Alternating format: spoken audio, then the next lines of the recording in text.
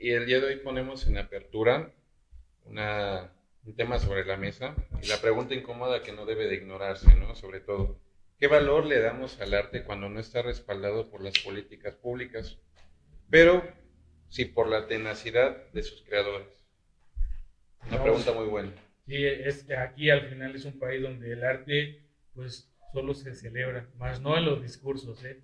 Se celebra en un lugar donde más le damos más valor, pero al final también en los presupuestos pues se olvida de esta vocación, de este sector cultural como tal, y pues hoy tenemos un gran invitado, nos acompaña Adrián Sánchez Oropesa, un gran creador en la zona ya es una escuela que ha formado, estamos hablando de alguien con una trayectoria muy grande, no solo en la ciudad, sino también en la región. Y pues bueno, muy buenas noches, ¿cómo has estado? ¿Qué tal? Buenas noches, buenas Buenas noches. noches. Gracias por la invitación.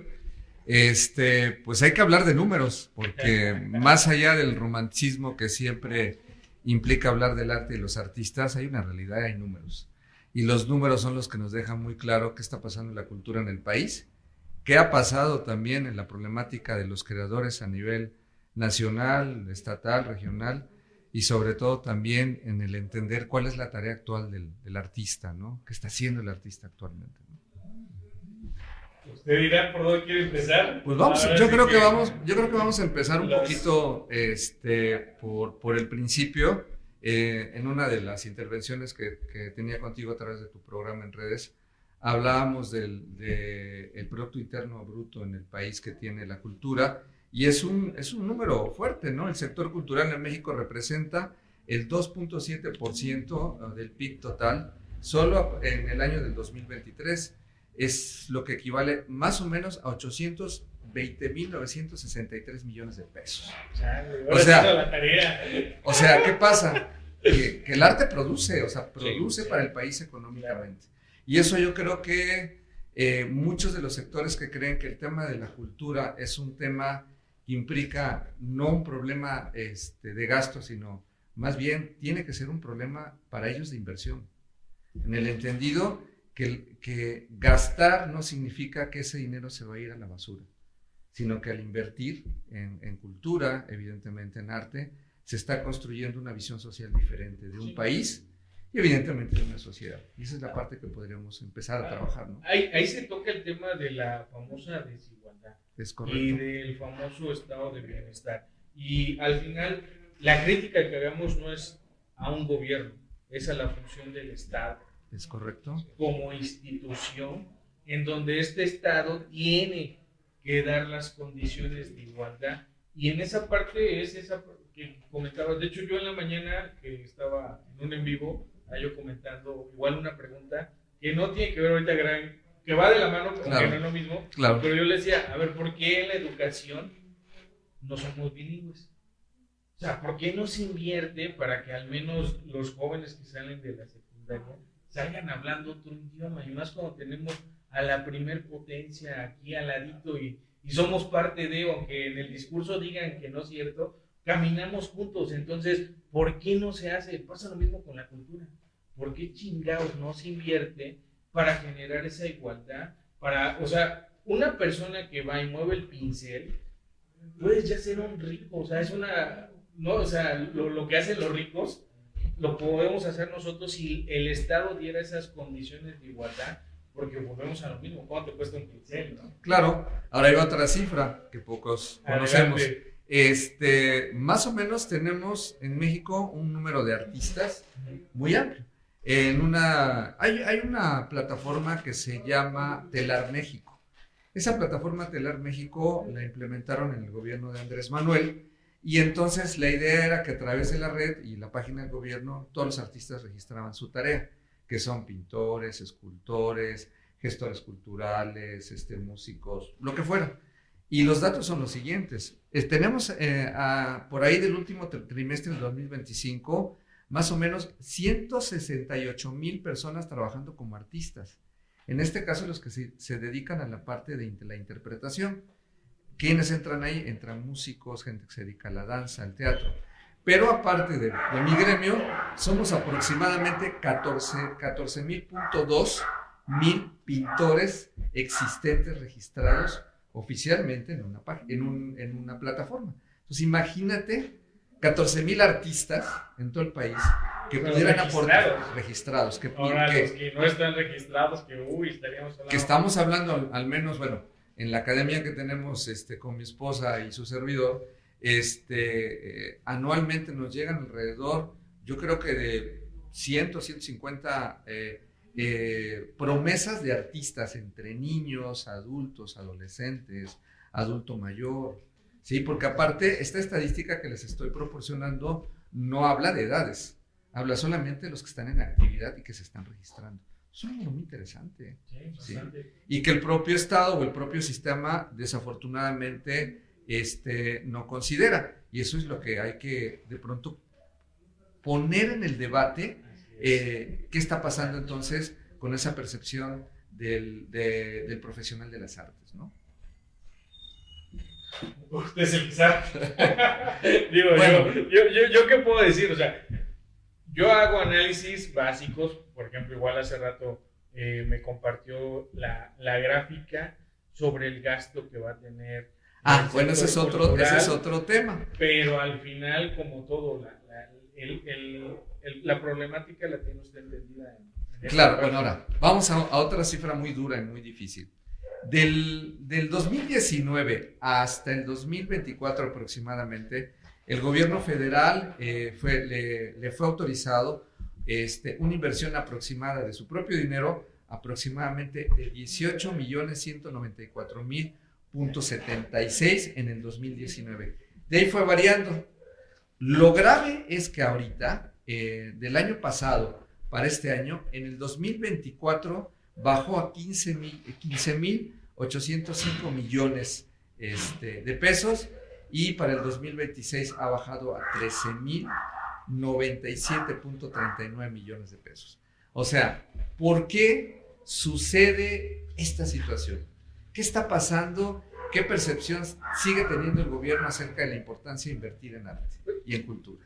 Bueno, yo en el análisis que estoy teniendo últimamente acá, y más cuando estamos en estas proyecciones del 2026, el detalle se debe costo financiero de la deuda, que hace rato mostré la gráfica, se debe a que ya está alcanzando un financiamiento, solo el costo de la deuda insostenible, y el recurso se tiene que ir para allá. Estamos hablando, por ejemplo, tan solo en esta parte llega a 1.6 billones el costo financiero de la deuda.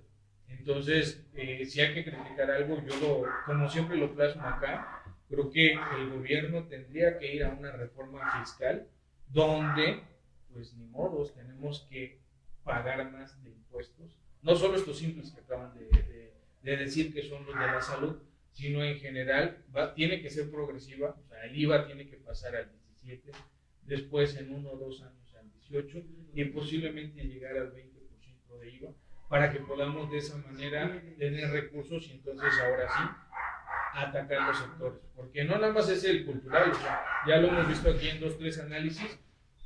Seguridad, estando como está, también le están quitando una proporción enorme, en porcentaje es el 17%, pero bueno, drástico, que a cultura le empiecen de nuevo a quitar. Bueno, pues ahí te va la otra. Hay un sistema creado en los gobiernos priistas de pago de impuestos que se llama pago por especie. La Secretaría de Hacienda instauró un programa maravilloso donde los artistas, que es lo que más se adolece, porque los artistas les puede pagar impuestos. O sea, no todos los artistas que están en actividad económica están dados de alta en Hacienda para poder de pronto generar economía en su trabajo como creadores. Sin embargo, es un programa muy interesante en el cual tampoco el gobierno lo ha logrado capitalizar, porque de todo lo que recauda de obras que son representativas del impuesto de un artista, pudiera de pronto, como sucede en Europa, convertir toda esa materia de creadores en sus productos artísticos, convertirlos precisamente en una oportunidad de valor monetario, igualito como sucede en París, en Roma, en Alemania, en Italia. Tú cuando vas realmente a pagar por ver obras de arte, que es lo que más se mueve. se mueve más en Europa el valor que tiene todas las, pues todo el patrimonio precisamente cultural. Nada más lo voy a decir muy fuerte. Lo único que aprendemos con este nuevo gobierno es a vender folclore. Es lo único que se está vendiendo. Y es duro decirlo, ¿sí? Con esta especie de recuperación de nuestra identidad, de raíces de nuestros ancestros, es lo único que se puede vender, ¿sí? Y eso es terrible porque incluso los programas de beca están basados en orientar precisamente la recuperación a los ancestros. No está mal, pero aquellos que están en miradas de actividades que tengan que ver con el arte, pero en otras esferas, evidentemente son desplazados y entonces su desarrollo económico se mueve de otro modo. Si es complicado, acaba de salir los resultados de las becas del Sistema Nacional de Creadores, que es la única instancia federal que de alguna manera financia el trabajo de los artistas a través de proyectos, que tienes que presentar proyectos, como sucede en el sistema de los científicos. Hay un sistema también de apoyo a la ciencia. Tú presentas un proyecto y el gobierno lo valora a través de jurados y todo un sistema muy complejo, y entonces te otorga un financiamiento ya sea por 1 año o 2 años dependiendo de tu proyecto. Puedes producir. Hay un financiamiento arriba de los 30,000, 50,000 pesos mensuales, que no son malos, pero ahí te van los datos duros. De los que concursamos, yo concursé el año pasado, aquí mi esposa luego me ayuda a la parte fría y mecánica de todo lo que es estructurarlo. De los que concursamos 2,000 y solamente pudieron pasar 200. O sea, imagínense lo difícil que es igual las plazas para entrar a las universidades públicas. Sucede exactamente lo mismo, ¿sí? El sistema educativo no tiene la capacidad para ampliar plazas para los alumnos, ¿sí? Y eso ha sido muy complicado. Entonces, de 2,000 que concursamos, solamente 200. Eso es federal. De los estatales es peor. Y perdón, como diría una amiga que conocemos común, le vamos a decir a nuestra querida amiga Chío, pero de los 1,500 que concursan en el estado de Veracruz, solamente llegan a entrar 100, 120, 150 lo mucho. No es mucho. Y obviamente es una bolsa así, a lo mejor que te gusta, de 2 o 3 millones de pesos repartidos entre los artistas de todo el estado de Veracruz, pero es exactamente lo mismo. Y aparte sucede lo clásico, todo se inclina a operar en los espacios del estado más importantes, Jalapa y el puerto de Veracruz. Los demás municipios carecen totalmente de financiamiento. Claro, y ahí viene todo lo más grave, cómo trabajan los municipios el apoyo a creadores, ¿sí? Existe, que te lo compartí hace un par de horas, una ley estatal de cultura de Veracruz. Y la ley estatal de cultura de Veracruz hasta ahorita que me la compartió. Emanó en el gobierno de Fidel Herrera, ¿sí? Y no tiene, por cierto, no tiene un reglamento operativo. Solamente existe la ley, pero desafortunadamente no hay un reglamento operativo. ¿Qué implica? Que obliga a los gobiernos municipales, esto está por ley, que cada gobierno municipal, por ejemplo, tenga que presentar un plan municipal de desarrollo cultural y diga, hay una bolsa para cultura, se me ocurre una cifra, ¿no? Digo que sería maravilloso, de 10 millones de pesos, ¿sí? Maravilloso sería la cifra, ¿no? Y de la cual se va a repartir, evidentemente. Es el número mágico de Orizaba, ¿no? ¿Sí? De 10 millones. Ya lo traigo. Mínimo debería de estar ahí, sí, subconscientemente. Es un subconsciente colectivo, pero no. Todos los gobiernos municipales, y perdón que lo diga, yo sé que va a ser algo que va a dañar las susceptibilidades de los que me escuchan, pero todos los gobiernos municipales trabajan por improvisación, de acuerdo a ocurrencias. No hay un plan municipal, no se sientan de alguna manera a trabajar. Por eso muchos gobiernos municipales se enojan con los artistas, porque los artistas llegan a los municipios y piden un apoyo. Y obviamente, como los taxistas, te cobro, ¿sí? De acuerdo a cómo te vea, ¿sí? Entonces la tarifa a veces es de 40 o a veces es hasta de 60. Y sucede exactamente igual con el artista. A ver, me caes bien, sí te apoyo. Me caes mal y no debería de ser así. Debería de ser en base precisamente a todo un estudio complejo como los que te presente, que el tiempo ya no nos permitiría revisar tanto, pero debería ser en base a un estudio muy concienzudo. Algo, por ejemplo, que no hay en Orizaba, lo voy a decir muy claro. No hay una matrícula analizada de cuántos creadores existen en Orizaba. ¿Cuántos? No la hay. No hay, y ese sería el primer compromiso que un gobierno local tendría que hacer, ¿sí? Concentrar el número de pintores, de diseñadores, de músicos, de teatreros, de escritores, evidentemente, y hacer una carpeta completa, una agenda completa. Es más, sería maravilloso que el mismo gobierno de cualquiera de las que estamos aquí en esta región pudiera ofrecer en sus redes, específicamente, una agenda completa de cuántos creadores prestan servicios, ¿sí? Porque los artistas prestamos servicios en producción y prestamos servicios en desarrollo de trabajo intelectual, porque la idea cuesta, tiene un valor, ¿sí? Así como el producto generado, que es en mi caso como pintor, mi obra, ¿sí? Una pintura, una acuarela, un óleo, un diseño, una ilustración, una clase es un servicio, ¿sí? Y de la cual implica un costo. La sociedad civil desafortunadamente no ha podido entender cómo es la dinámica del creador. ¿Por qué es tan importante? Ahí están los números. ¿Por qué es tan importante su participación en el Producto Interno Bruto? ¿Sí? ¿Y cuánto está generando de dinero? Digo, ahí vemos, no son artistas, pero al final de cuentas entra en la cultura y vemos todos los cantantes de banda y vemos todos los cantantes de reggaetón, todo lo que genera la economía. No nada más eso, o sea, pasando a otro tema que igual, solo es por el comparativo del hecho de cómo producir algo, y estamos hablando del crimen organizado. ¿Cuánto también producen en el país? Y a ellos a veces sí los pelan, Y es correcto. Y entra en una dinámica económica fundamental. En ese se va a escuchar mal el comparativo, pero, o sea, no, sí, pero sí, como todo, la parte cultural no ha hecho esa explosión. Creo que habrá sido los movimientos entre el 70 y el 80 llegaron a... Hay tres generaciones de artistas, los que están formados a partir de los 70s y los que están formados a partir de los años 80s. Los millennials ya pertenecen a un sistema muy diferente.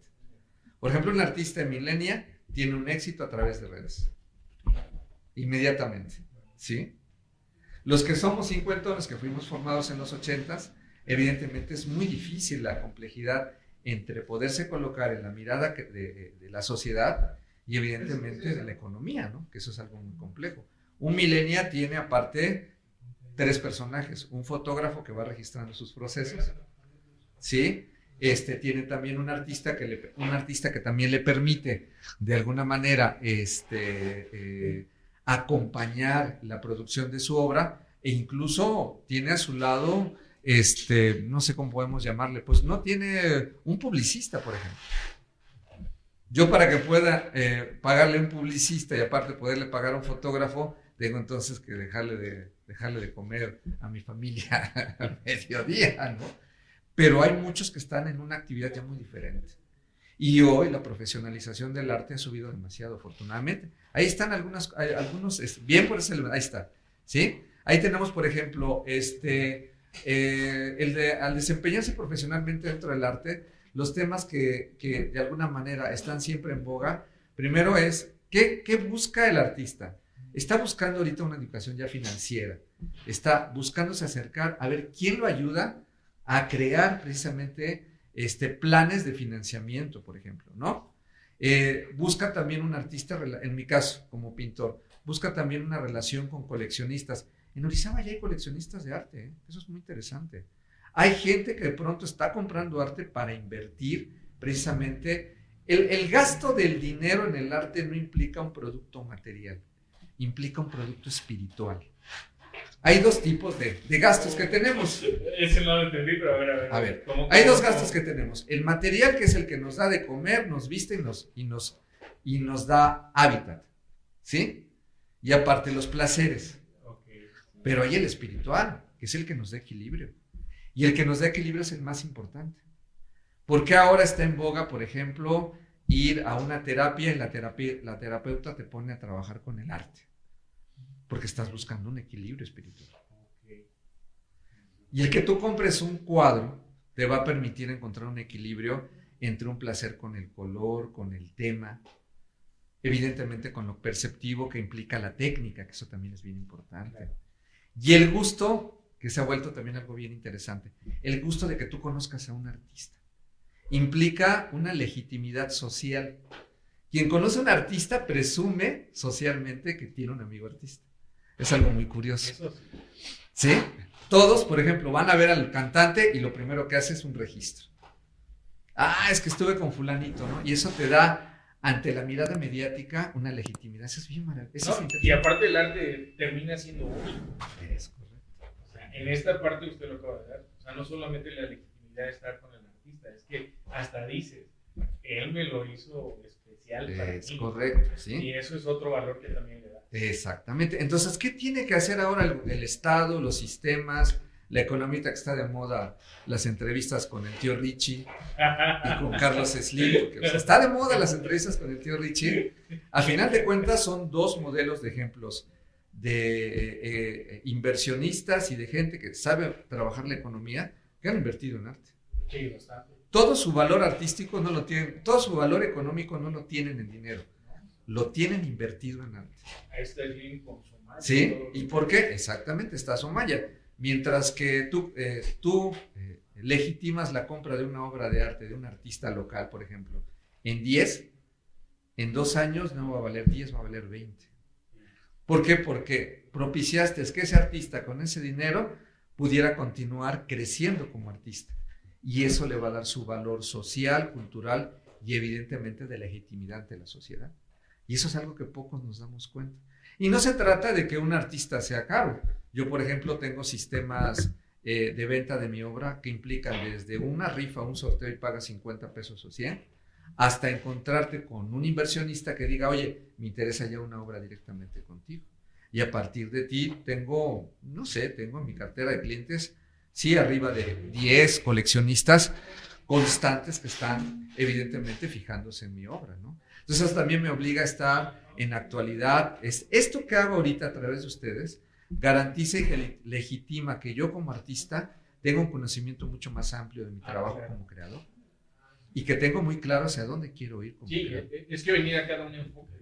Ya, algunos le sacan, ¿eh? O sea, yo he ido con algunos y de momento le sacan venir. ¿Por qué? Porque no entienden esta parte donde puedes tener un enfoque diferente y como artista o como político o como lo que seas, líder de algo, puedes tener ese enfoque que no lo tienes comúnmente en entrevistas normales, por decirlo así. Claro. Y sí, entonces, un reconocimiento por estar acá, ¿eh? Ahora, ¿dónde queda la parte social del artista que es la crítica, vamos a llamarle así, romántica y clásica del artista? Es que el artista no debe cobrar, el artista no debe sacrificar su dinero, ¿Para qué tanta?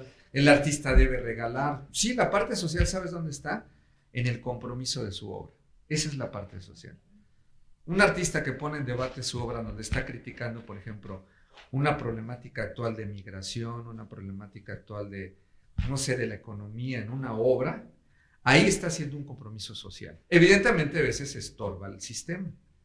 ¿Sí? Sí, claro. Hay un pintor apellidado Chaires, que fue muy famoso porque pintó, lo han recordado, pintó un retrato de Zapata en un caballo, desnudo, que incluso la familia de Zapata se estaba exponiendo en el Palacio de Bellas Artes. La familia de Zapata fue y fue a patear la puerta, quisieron que tiraran la obra. Ese artista es uno de los más cotizados en el país y en Latinoamérica. Es uno de los artistas que se ha rebelado contra el sistema, pero su obra, entre más se revela, más valor tiene. Entonces, todo esto que platico, yo creo que vale la pena que los gobiernos locales volteen a ver a los creadores y les digan, a ver, caramba, no habían pensado en eso. Claro. ¿Sí?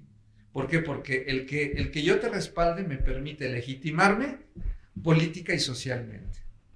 Si un político con conocimiento de cultura, sin que sea un experto, y un político con conocimiento de apoyo a los creadores, le da mayor legitimidad de credibilidad humana y social. Eso es algo bien importante y se ha visto en la historia de nuestro país. Y luego lo tengo que nombrar. Ahí tenemos a Andrés Manuel. A final de cuentas, un hombre de debate, pero lo primero que hizo, acuérdense, cuando fue su toma de protesta, ¿sí? Invita a Silvio Rodríguez a su toma de protesta, a Poniatowska, ¿sí? Y a otros importantes. ¿A quién se jaló? Se jaló a caricaturistas tan importantes como el Fisgón. Todo ese grupo a su alrededor legitima su credibilidad cultural y social. Bueno, y lo hemos visto, o sea, tal vez en este momento no se ha reflejado como anteriormente, pero por ejemplo, ¿qué pasa cuando ves las maravillas de Orizaba que luego te ponen ahí? Te hacen ir a ver al ayuntamiento, claro, una obra claro. ya lo perdí, así que claro, ¿sí? Sí. El que está es de José Clemente Orozco en el Palacio Municipal. Clemente. Así es. 1926. Orizaba es uno de los mejores ejemplos que hay de la historia del muralismo en México. Poca gente lo sabe. O sea, tenemos 3 generaciones de muralistas en las obras. Orozco, Mario Orozco Rivera en la Facultad de Ciencias Químicas, y de ahí tenemos a Carlos Castillo, y Eduardo Castellanos en el Auditorio Metropolitano. Y de ahí a Carlos Castillo Álvarez, que ha sido, que todavía vive, un maestro muy connotado en el Colegio México y que fue formador, me incluyo yo, de importantes generaciones de artistas en Orizaba. Entonces tenemos ahí 3 generaciones de muralistas. Pero eso era una época en donde era parte de eso. Claro, claro. Y en este momento se ha perdido. Exacto. Se ha perdido porque no sé por qué no han volteado a esa parte de así como tú, en esa parte social poner ese valor que le hace falta. Y voy a poner el dedo en la llaga. Una cosa es decorar las paredes para placer visual y justificar urbanísticamente que una calle se ve bonita, financiado por quien sea, no voy a poner para que no se me enoje. Y otra cosa es un plan importante de muralismo en una región, donde haya un tema, salvo un proyecto que lo reconozco, es un proyecto bueno, que fue el de los murales en las azoteas, un proyecto interesante, bien propuesto, bien llevado, con una metodología, con un proceso. Salvo eso, lo demás en improvisaciones de espacios públicos me ponen a pensar mucho hasta dónde todavía los gobiernos necesitan un poquito de acercamiento. Yo no estoy diciendo preparación. Tú tienes que acercarte al artista y el artista está dispuesto a caminar contigo y acompañarte en un proyecto y a darte de alguna manera, no la guía, pero sí a decirte cómo puede conducirse de manera adecuada. ¿Sí? Porque una cosa es pintar para que quede bonito y que nada más al siguiente año se desaparezca. Porque esto es muy grave. O sea, cuando un artista pone la mano en una pared, representa todo. Representa tiempo, representa cuerpo, representa pensamiento, representa creatividad, y plasmarlo y materializarlo representa lo que en algún momento está dejando un momento de la historia. Por eso se cuida tanto el mural de José Clemente Orozco. Por eso se cuida tanto el mural que está en el friso de la Facultad de Ciencias Químicas. Por eso se cuida tanto el mural que está en el Tecnológico de Orizaba. Por eso se cuida tanto el mural que está en el Teatro Llave. Porque son piezas que representan el patrimonio y la identidad. Esa es la trascendencia que también debe y tiene un artista. Y ese es el valor que el sistema y la sociedad tienen que tener muy claro y hasta dónde tiene que trascender. ¿Sí? Bueno, no sé qué más. No, sí, de qué hay plática. Al final, obvio, aún así, a pesar de esta falta de apoyo institucional, aún así ha habido y ha desprendido una generación cultural muy buena en la región, y creo que Orizaba tiene buenos talentos, ¿no? Ahorita está en un momento maravilloso, ¿eh?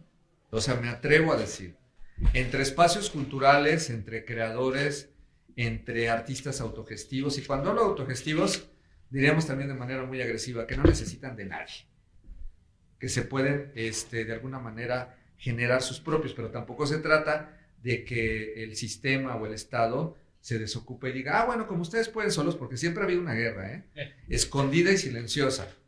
El Estado no comprende al artista porque el artista es muy sensible y se revela y critica. Y viceversa, el artista no quiere saber nada del sistema y del Estado porque no sabe conciliar intereses y proyectos con el propio sistema. Pues hay que encontrar un El punto. equilibrio, sí, así es. Así es. Entonces, pues bueno, Bueno. está en un momento maravilloso. Pues, por ejemplo, estamos hablando entonces, hay nuevos talentos. Hay una nueva formación de nuevos talentos. Es correcto. Que pueden desprender si tuvieran este apoyo institucional a hacer más de lo que ya están haciendo. Es correcto. Entonces, ¿hacia dónde ve ese futuro? Yo creo que el futuro lo veo hacia, primero, vamos a regional, vamos. Dice las teorías del estudio de la sociología, para entender los fenómenos macro hay que entender el fenómeno micro. Claro, sí. Y del micro partimos a lo que puede De hecho, desdoblarse. este programa tiene la visión de Karl Marx, por eso se llama Capital Ficticio, y algo que decía Carlos Marx era, vas de lo abstracto a lo concreto y después regresas. Entonces, Así es. estamos viendo una región con un crecimiento material maravilloso, ¿sí? Implicando evidentemente una visión empresarial fundamental, que eso ha permitido que los servicios urbanos sean de primer nivel. Eso hay que reconocerlo, por principio. Un sistema administrativo envidiado por otros gobiernos y por otras administraciones municipales. Sí puedo decir una ciudad, en algunas cosas que yo pudiera decir, construida como si fuera una escenografía, y otras, no tengo que decir. Sí. El otro lo ha pasado esa escenografía. Y otra, evidentemente, conservando sus valores tradicionales. ¿Qué hay que hacer? Encontrar un punto de encuentro. El proyecto tiene que ser más social. Yo apunto a que hay que crear, por ejemplo, ya consejos municipales ciudadanos, para que la misma ciudadanía sea la que emane las tomas de decisiones conscientes y claras al nuevo proyecto municipal que pueda haber en Orizaba. Y obviamente eso implica en cultura. Implica poder generar precisamente un consejo municipal de cultura donde los diversos sectores de los creadores puedan opinar y compartir opinión con el gobierno, insisto, porque sí hay una gran pelea, escondida pero hay. ¿Sí? El gobierno no entiende al creador porque siempre se siente divino y etcétera, etcétera, y el creador no quiere negociar con el sistema porque evidentemente no tolera, ¿sí? Y no lo tacha de ignorante. Hay que encontrar un punto de diálogo. Entre ustedes mismos, ¿no? Claro. También hay choques. Claro, definitivamente. Luego dices, ¿para qué te metes si luego vamos a chocar con esto o con aquello? Pero al final, como acabas de decir, un consejo que tenga que ver más que nada con la parte cultural y eso, Claro.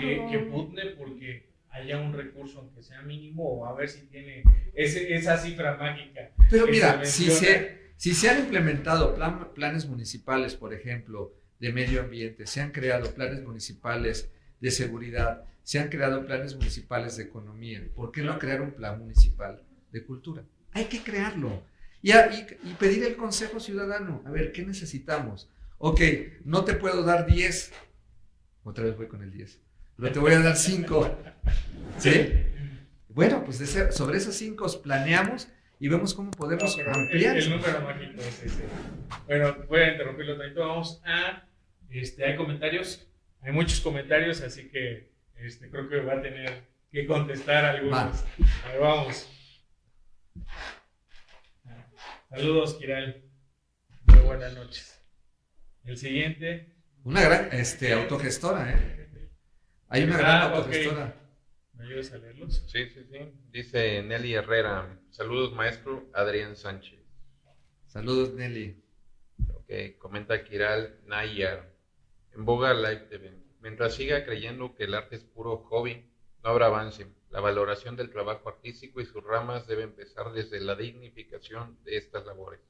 El aplauso es bonito, pero con eso no comemos. Es correcto, el aplauso es bonito y conoce. Dignificar también significa profesionalizar la práctica artística. Y también hay algo que voy a decir muy duro. Los artistas, muchos de la comunidad artística, no han querido profesionalizar la práctica. Es igual como sucede en los ámbitos del comercio y la economía.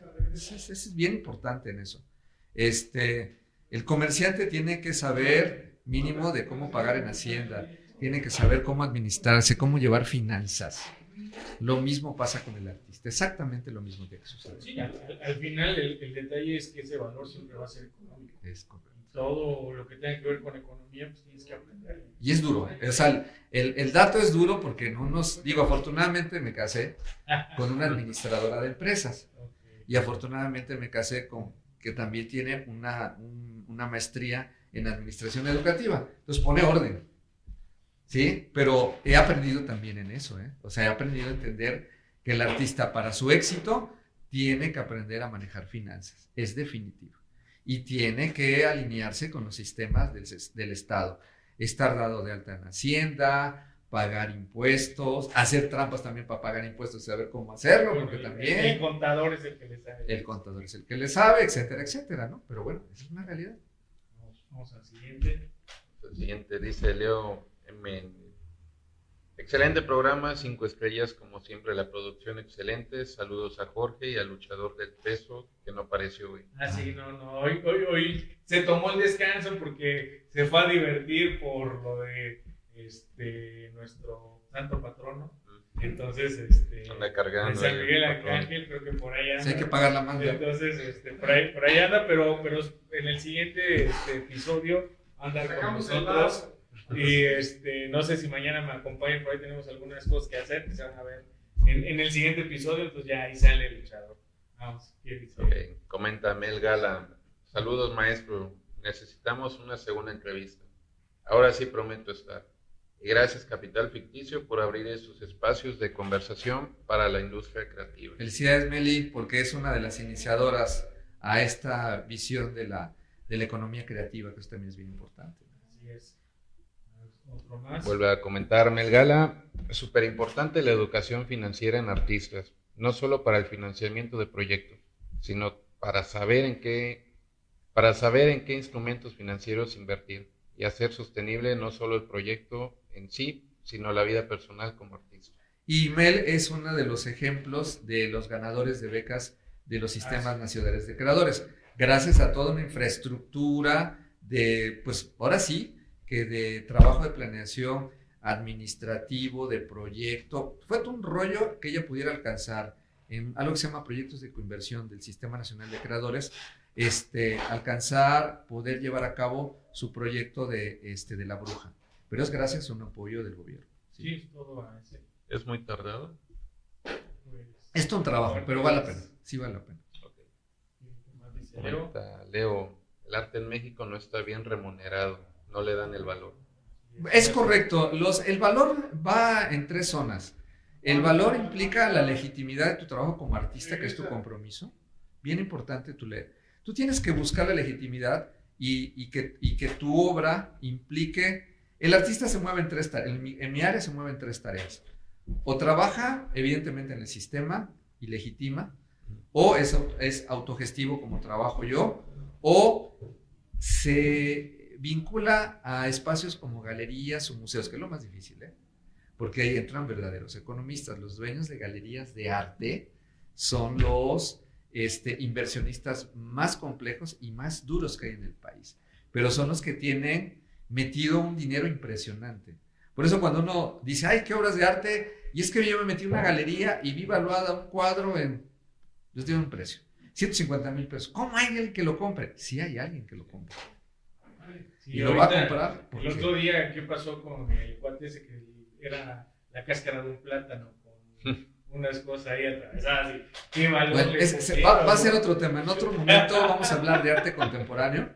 Okay. Vamos a hablar de arte contemporáneo y la importancia que tiene el arte contemporáneo en la economía mundial. En otra invitación que me hagas, hablaremos de la cáscara de plátano, hablaremos de Jeff Koons, por ejemplo, el gran escultor de las famosas piezas de gran formato, como el perrito en forma de globos enredados. Jeff Koons es uno de los, que por cierto les había dado un dato de él, es uno de los escultores más ricos de todo el mundo.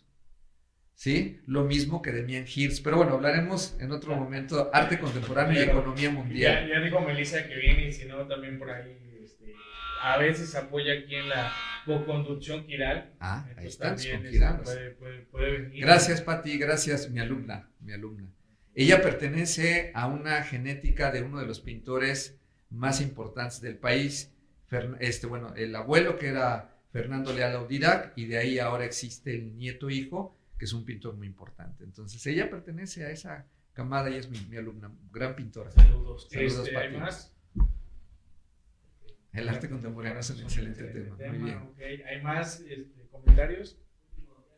Ya, ahí quedamos. Bueno, pues no sé, algo más que se haya quedado pues se queda bien en esta primera parte, porque de que hay mucho, les presenté mucha información. Lo único que les agradezco, en mi espalda pues está presentando un ejemplo de mi producción artística dedicada al paisaje de Orizaba. Es mi mercado más amplio local, es a lo que yo me dedico, a la mirada del paisaje local. Me ahundo mucho el tema del paisaje local porque hay mucho que explotar. Estoy todavía resistiendo, tratando de registrar la nueva mirada de Orizaba. Estoy tratando de resistirme, pero también es importante dejar un registro, porque al final de cuentas está dejando mucha historia de lo que está sucediendo en Orizaba, y ese registro es gracias al artista.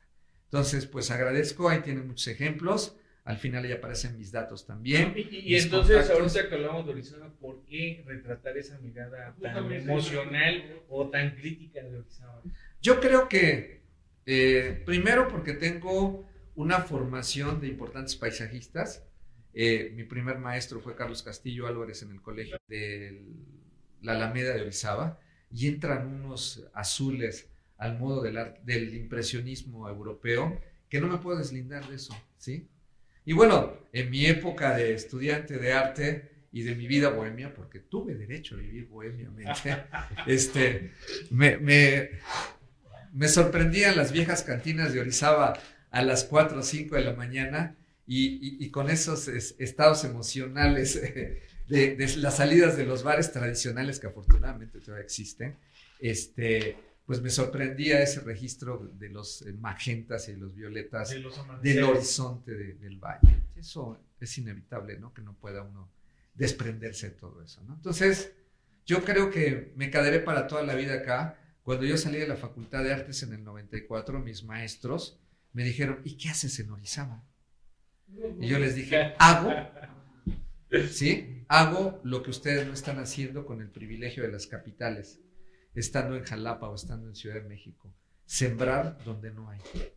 Y hoy me da gusto ver que sí hay, que hay una generación de jóvenes que fluctúan entre los 18 y 25 años, que se salen a pintar, que tienen clubs de artistas, que tienen talleres independientes, que están generando actividad cultural, que está mal, pero lo van a hacer, ¿sí? Que de pronto con un pago muy básico están decorando restaurantes, cafés, calles, avenidas. Y está resurgiendo esa parte. Eso es maravilloso. Yo invito a esa nueva generación de artistas, como bien dice Kiral, que comiencen a sembrar dignidad en su obra a partir de que cobren lo justo. Y que la gente que está pagando por ese trabajo se dé cuenta de la importancia que está más allá de pagar una decoración, sino que le están convirtiendo, el que apoyen a un artista, a construir una sociedad nueva a través de lo que están invirtiendo en pagarle a un artista. Esa es la mejor manera de heredarle a una sociedad, que el propio comerciante, inversionista, coleccionista, le pague a un artista por su obra, porque en ese momento está generando un desdoblamiento que no se ve en el momento, se ve a futuro, se va a ver a futuro y se va a ver que estamos construyendo una sociedad nueva, gracias a un gobierno, pero también gracias a una sociedad que le está apuntando ahora, pues no nada más al tema de lo turístico, sino al tema de una sociedad que permite vivir bien, porque nos permite vivir bien la cultura y el arte, y eso es maravilloso. Esa es la idea. Esa es la idea, que no solamente tenga para el bien, sino para el mejor. Claro, para el orden y el equilibrio. Para cerrar esta gran charla, ¿dónde lo encontramos? Pues me encuentran ya en mis redes, ahí está un poco mi promoción. Sí. Me encuentran en mis redes, tanto en Facebook como en Instagram, como Adrián Sánchez Oropesa.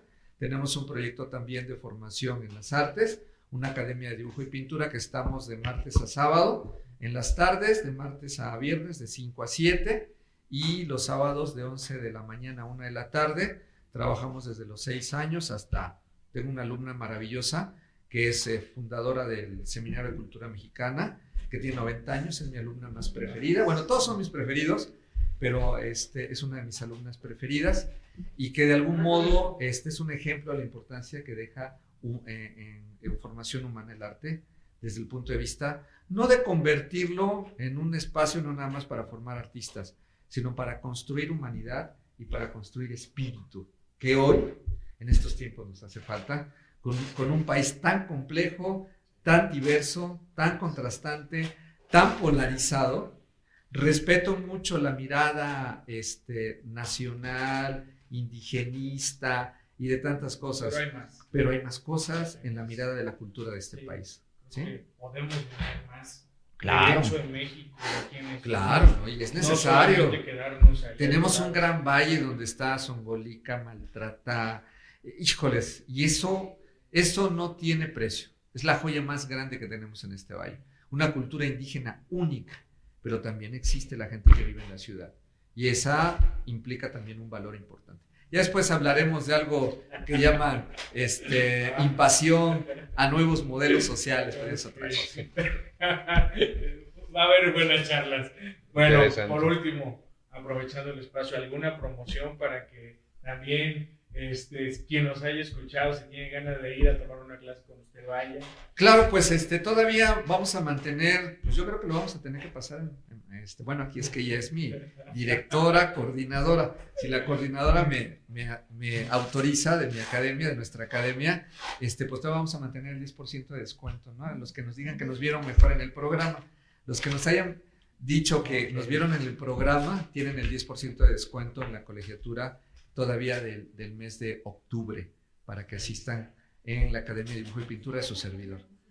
Ok, está bien, dice. Un último mensaje a aquellos que les interesa esto, pero que a veces creen que no van a tener ese sustento económico para tener una vida cómoda. O sea, hay que a través del arte. Sí. Mira, yo lo único que les aconsejo a los que están empezando son 3 cosas.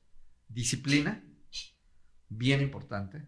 Constancia, y que de la constancia está en la práctica, pero también es bien importante profesionalizarse en esa práctica.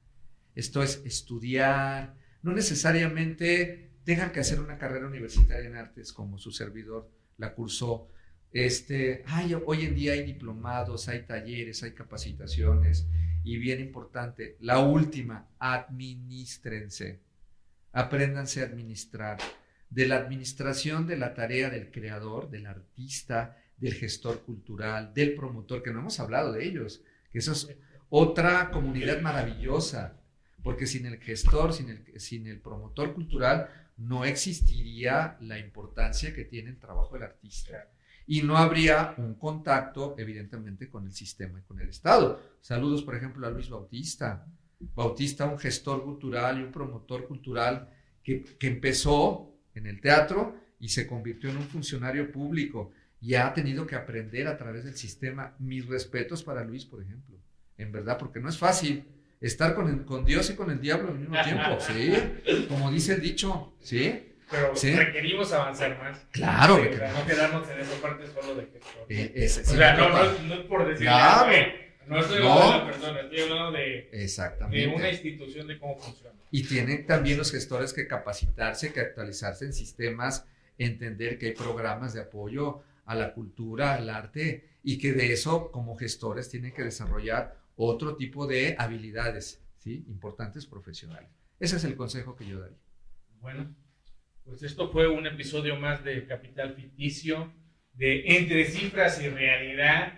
Hoy ha quedado claro que no solo se pinta, se sostiene, se enseña, se defiende, que es lo trascendental de todo esto. Aquí en cada trazo el maestro Adrián nos ha puesto que la técnica también es estrategia, pero sobre todo es comunidad. Porque cuando el Estado no se ve, al final el creador es el que inventa, el que le busca, el que dialoga, el que concilia, porque también tenemos que aprender a conciliar, ¿sí? Tenemos que encontrar un punto de equilibrio y encuentro, ¿no? Pues en Orizaba no se esperan subsidios, pero sí se convierte todo al final en cuestiones de infraestructura educativa, al menos. Así es correcto. ¿Sí? Y al menos hay esa parte que estuvimos aquí dialogando mucho, esa parte emocional de lo que es el arte.